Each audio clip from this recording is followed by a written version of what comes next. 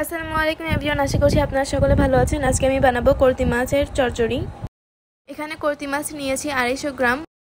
করতি মাছগুলোকে ভালোভাবে ধুয়ে পরিষ্কার করে নিয়েছি। এরপর নিয়েছি 2টি লম্বা বেগুন, চিকন চিকন করে কেটে নিয়েছি। এরপর নিয়েছি 2টি বড় সাইজের আলু। এরপর নিয়েছি পেঁয়াজ কুচি পরিমাণ মতো। এখানে আমি 10-12টি কাঁচামরিচ চিড়ে নিয়েছি, আপনারা চাইলে কম বা বেশি করে নিতে পারেন।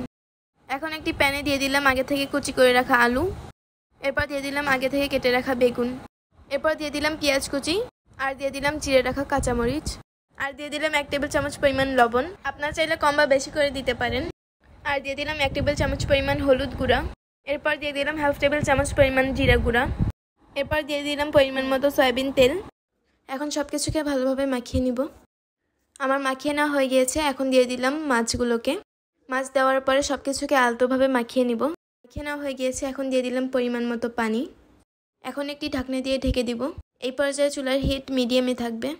7-8 মিনিট পরে ঢাকনাটি খুলে নিলাম। আপনারা অবশ্যই রেসিপিটা বাসায় ট্রাই করবেন, অনেক মজা এবং অনেক সহজেই হয়ে থাকে। আমাদের এই ভিডিওটি যদি আপনাদের ভালো লেগে থাকে তাহলে অবশ্যই আমাদের ফেসবুক পেজটাকে ফলো দিয়ে রাখবেন, আর যারা ইউটিউব থেকে দেখছেন তারা অবশ্যই আমাদের ইউটিউব চ্যানেলটাকে সাবস্ক্রাইব করে রাখবেন এবং লাইক কমেন্ট শেয়ার করে দেবেন।